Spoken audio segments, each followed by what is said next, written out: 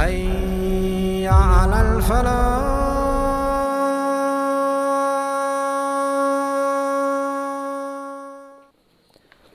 السلام علیکم ورحمۃ اللہ وبرکاتہ.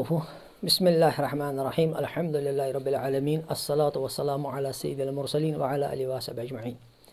ناظرین، آج ہم جس عظیم شخصیت کے بارے میں یہاں گفتگو کرنے جا رہے ہیں وہ ہیں شیخ احمد سرہندی فاروقی الملقب بمجدد الافسانی رحمۃ اللہ علیہ. مجدد الافسانی اور رحمۃ اللہ علیہ کی پیدائش ہوتی ہے 971 میں سن ہجری کی اعتبار سے، اور یہ تاریخ بنتی ہے 1563، اور ان کی وفات ہوئی 1034 میں یعنی 1624. شیخ احمد فاروقی رحمۃ اللہ علیہ، ان کے والد گرامی کا نام تھا شیخ عبدالاحد فاروقی. بچپن ہی سے اللہ تبارک و تعالی نے ان کے اندر آثار نجابت اور شرافت رکھے ہوئے تھے. چونکہ ایک عالم گھرانے کے تھے اور ایک صوفی گھرانے کے تھے، لہٰذا وہ اثرات ان کی طرف منتقل ہو گئے. ابتدا میں انہوں نے قرآن شریف حفظ کیا اور اپنے وقت کے جو بڑے علماء تھے ان سے اقتصاب فیض کیا، اور وہ جو مروجہ نصاب تھا اس کو بھی پورا کیا. اور حدیث شریف انہوں نے پڑھی ہے مولانا شیخ یعقوب صرفی رحمۃ اللہ علیہ، جن کا تعلق کشمیر سے رہا ہے. ان سے انہوں نے حدیث پڑھی ہے اور سلسلہ قبرویہ میں بھی ان سے استفادہ کیا ہے. شیخ رحمۃ اللہ علیہ نے جب تعلیم مکمل کی 17 برس کی عمر میں جملہ علوم کی تحصیل سے وہ فارغ ہوئے. اس کے بعد وہ درس و تدریس کی طرف مائل ہوئے اور انہوں نے پہلے بچوں کو اور طلباء کو پڑھانا شروع کیا، اور اس دوران عربی اور فارسی میں کچھ رسائل لکھے، جیسے رسالہ تحلیلیہ ہے یا رسالہ رد روافظ ہیں. تو یہاں سے ان کا سفر شروع ہوتا ہے. وہ اپنے والد سے بھی بعید ہیں، ان سے انہوں نے بہت اقتصاب فیض کیا ہے، ان سے بھی انہوں نے روحانی سلاسل میں جو ہے فیض حاصل کیا ہے. اس کے علاوہ اس زمانے کے جو بہت بڑے ایک بزرگ تھے حضرت شاہ کمال کیٹلی، ان سے بھی انہوں نے اقتصاب کیا. اس کے بعد ایک بار انہوں نے سنا کہ ایک بہت بڑے ولی خدا، ایک بہت بڑے عارف باللہ ان کا قیام دلی میں ہے.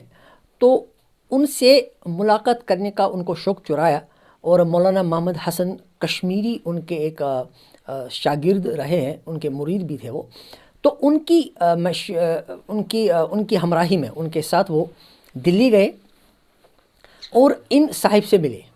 یہ تھے حضرت خواجہ باقی باللہ نقشبندی رحمۃ اللہ تعالی علیہ. حضرت خواجہ باقی باللہ رحمۃ اللہ علیہ نقشبندی سلسلے کے بہت بڑے بزرگ تھے.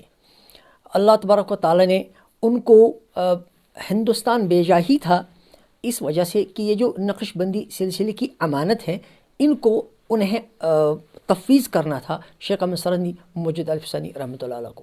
بہرحال مجدد الافسانی علیہ رحمہ ان کے ساتھ کچھ عرصہ گزارتے ہیں. تو اس کے بعد ان سے خلافت پاتے ہیں، اور شیخ اپنے تمام طلباء کو، اپنے تمام منتسبین کو، اپنے تمام مسترشدین کو شیخ احمد سرہندی علیہ رحمہ کے حوالے کرتے ہیں. اس کے بعد ان کا انتقال ہو گیا. یوں ان کی جگہ شیخ احمد سرہندی علیہ رحمہ مسند نقشبندی سلسلے پر آ کر بیٹھتے ہیں. یہاں سے ان کا فیض جاری ہوا. دور دور سے بڑے علماء اور بڑے مشائخ اور بڑے صاحب دل اور صاحب علم لوگ بڑی مشقتیں جیل کر شیخ احمد سرہندی علیہ رحمہ کی بارگاہ میں آتے تھے، وہاں ان کی خانقاہ میں آتے تھے، ان سے فیض پاتے تھے. شیخ احمد سرہندی رحمۃ اللہ علیہ ان کا لقب ہے مجدد الافسانی. مجدد الافسانی کا مطلب ہے دوسرے 1000 برس کا مجدد. اللہ تبارک و تعالیٰ نے ان سے کیا تجدیدی کام لیا، یہ بہت بڑی دلچسپ لیکن تفصیل طلب بات ہے. اس پر اگر گفتگو کرنے بیٹھیں گے تو بہت زیادہ وقت کی ضرورت پڑے گی.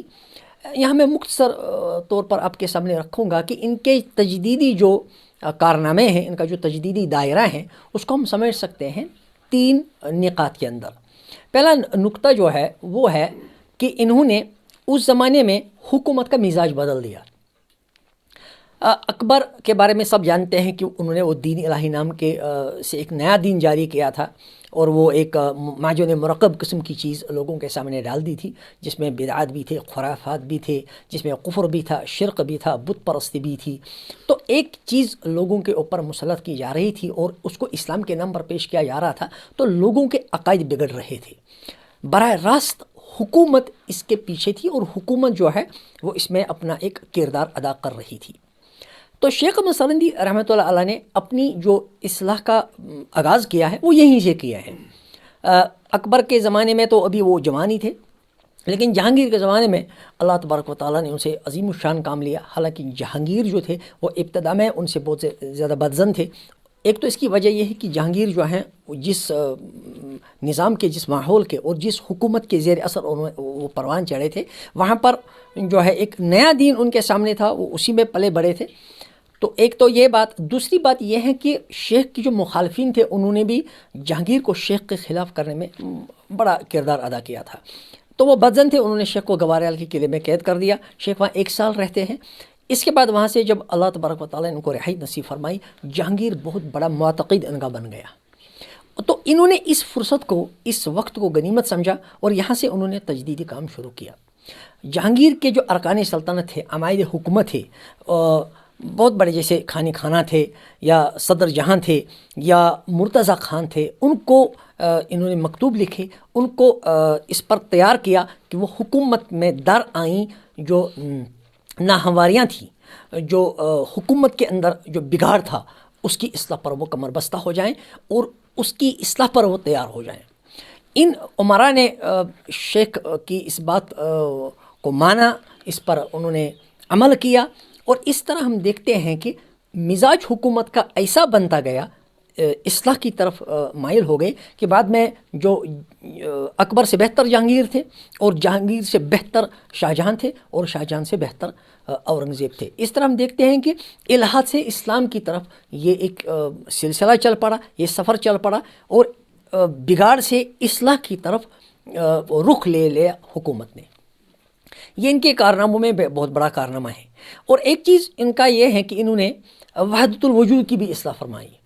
وحدت الوجود جو ہے شیخ ابن عربی نے اس پر بہت کام کیا ہے، حالانکہ یہ ان کی کوئی تخلیق نہیں ہے یا ان کا ایجاد کردہ کوئی عقیدہ نہیں ہے، لیکن اس میں ان کا بہت بڑا کنٹریبیوشن رہا ہے۔ لیکن ہم دیکھتے ہیں کہ ہندوستان کے جو منظرنامے میں اس عقیدے کے حوالے سے بہت زیادہ افراط و تفریط سے کام لیا جانے لگا تھا۔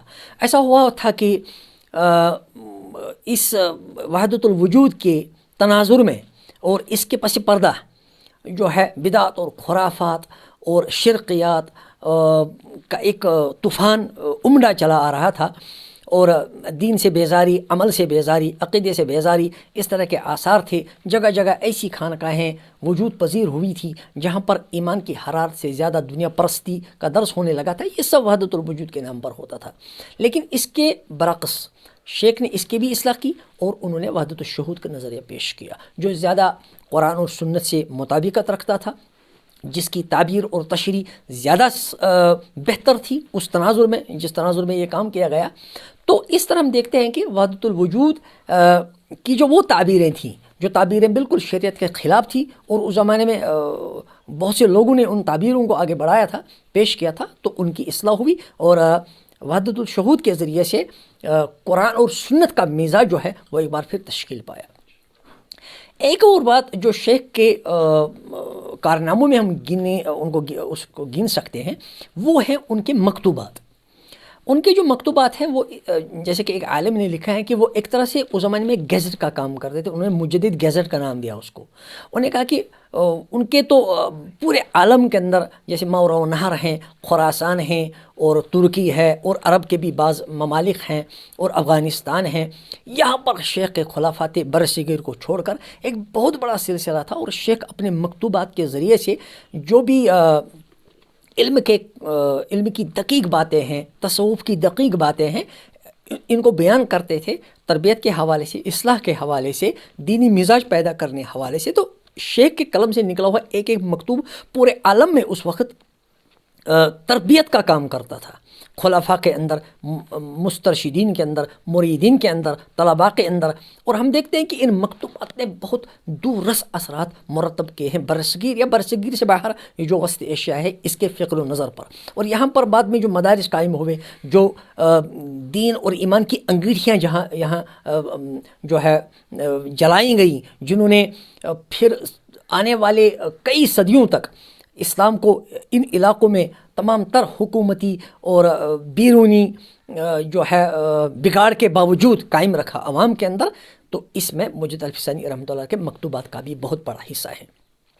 یہ مکتوبات 3 دفاتر میں ہیں. ایک دفتر میں 114 خطوط ہے، ایک میں 99 خطوط ہے، ایک میں 313 خطوط ہے.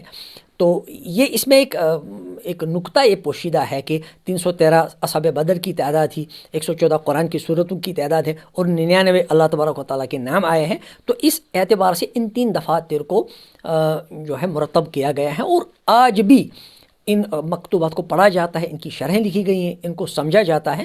اور جو بھی ان مکتوبات کو آج کے زمانے میں بھی پڑھتا ہے وہ روحانیت کے چاشنی، روحانیت کی لذت اپنے اندر محسوس تو کرتا ہی ہے، لیکن دین کا مزاج بھی تشکیل پاتا ہے. اور جتنے بھی شکوک اور شبہات اور اوہام اور خرافات کی دیواریں اس کے سامنے آئی ہوتی ہیں وہ سب ایک ایک کر کے منہدم ہوتی چلی جاتی ہے.